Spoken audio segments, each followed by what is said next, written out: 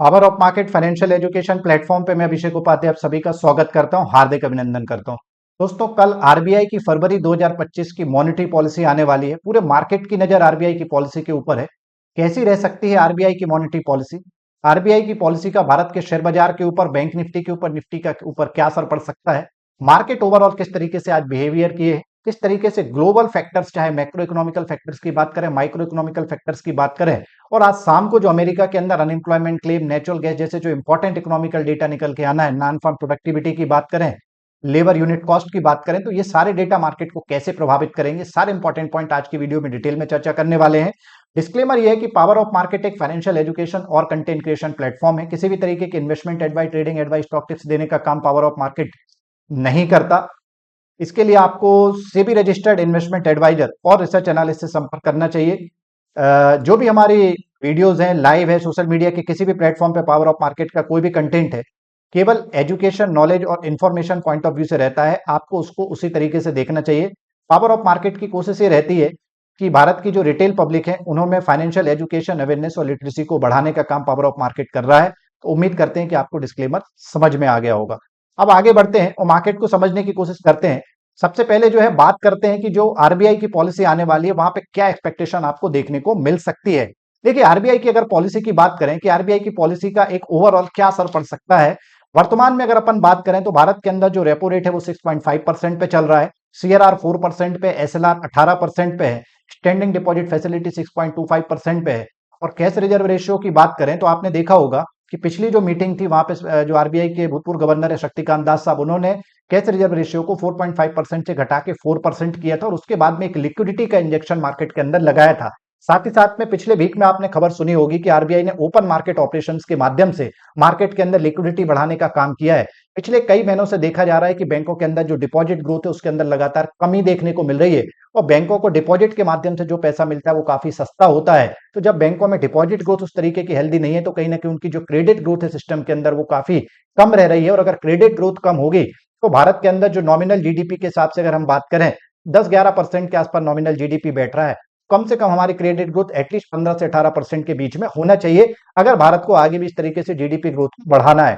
तो कल की पॉलिसी के ऊपर पूरे मार्केट की नजर है। संभावना ये लग रही है, अलग अलग एजेंसियों ने जो सर्वे किया है, ज्यादातर एजेंसियों का ये मानना है कि कहीं ना कहीं इंटरेस्ट रेट में 25 बेसिस पॉइंट की कटौती आपको देखने को मिल सकती है। वर्तमान परिदृश्य में अगर बात करें तो 25 बेसिस पॉइंट की जो कटौती है वो मार्केट ऑलरेडी प्राइस में डिस्काउंट कर चुका है। और आप पिछले 3-4 दिन से चाहे निफ्टी की बात करें, बैंक निफ्टी की बात करें, आपको एक मार्केट के अंदर बंपर रैली देखने को मिल रही है। निफ्टी की अगर अपन बात करें तो टेक्निकली करीब करीब निफ्टी के अंदर एक बड़ी रैली आ चुकी है, जो कि आप देख रहे हैं कि करीब करीब 23,000 से लेकर 23,800 पॉइंट की एक रैली निफ्टी के अंदर ऑलरेडी आ चुकी है। बैंक निफ्टी 48,000 से करीब करीब 50,500 2500 पॉइंट की रैली और सेंसेक्स में भी करीब करीब 3,000 पॉइंट की रैली हम देख चुके हैं।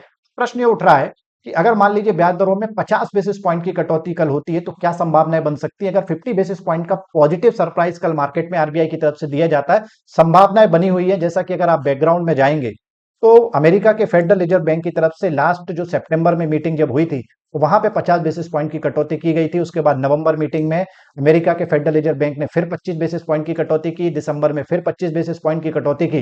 तो इस तरीके से पूरे 3 मीटिंग में 100 बेसिस पॉइंट 1% की कटौती अमेरिका के अंतर्गत देखी गई थी। और भारत के अंदर भी संभावना है कि कम से कम 50% और 1% की कटौती तो होना चाहिए।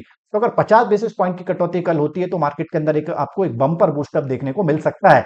जहां तक बात करें सिनारियोस की तो देखिए, कैश रिजर्व रेशियो 4% पे मेंटेन रहेगा, स्टैच्यू लिक्विडिटी रेशियो 18% पे मेंटेन रहेगा और बैंकों में जो स्टैंडिंग डिपॉजिट फैसिलिटी है वो आरबीआई की रेपो रेट के हिसाब से एडजस्ट हो जाएगी। अगर रेपो रेट घट के 6% होती है तो एसडीएफ 5.75% पे आ जाएगा।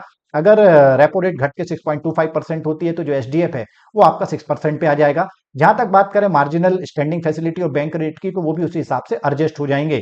तीसरी अगर हम बात करें तो लास्ट जो ओपन मार्केट ऑपरेशंस किया गया है, जहां पे डॉलर वगैरह के सेल की बात करें या बॉन्ड वगैरह के जो परचेसिंग प्रोग्राम्स की बात करें, ओवरऑल मार्केट के अंदर लिक्विडिटी बूस्टअप हुआ है। बजट जिसके अंदर जिस तरीके से कंजम्पशन को बढ़ाया गया तो एक फिस्कल स्टिमुलस भी इकोनॉमी को मिला है। अब अगर कल एक मॉनिटरी स्टिमुलस का अनाउंसमेंट होता है तो भारत के शेयर बाजार के लिए इकोनॉमिकली काफी पॉजिटिव हो सकता है।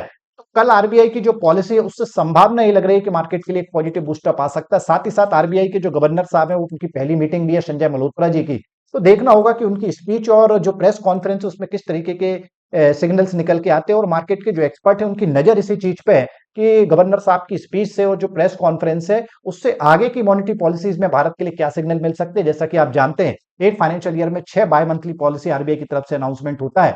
अप्रैल से स्टार्ट होता, फरवरी की ये लास्ट मॉनेटरी पॉलिसी है फाइनेंशियल ईयर 25 की, इसलिए काफी जरूरी है इकोनॉमी के हिसाब से, शेयर बाजार के हिसाब से कि इस बार ब्याज दरों में 25 बेसिस पॉइंट की कम से कम कटौती की जाए। जहां तक बात करें अमेरिका के अंदर इकोनॉमिकल डेटा की, ज्यादातर डेटा मार्केट की एक्सपेक्टेशंस के हिसाब से आ रहा है। ओवरऑल अगर अपन डाउ जोन्स के सेटअप की बात करें, डाउ जोन्स में भी हम देख रहे हैं कि 45,000 के रेजिस्टेंस के आसपास एक सप्लाई जोन देखने को मिल रहा है। और अभी डाउ जोन्स की बात करें तो ऊपर की तरफ डाउ जोन्स में क्लोजिंग रही 317 पॉइंट पॉजिटिव रहा है।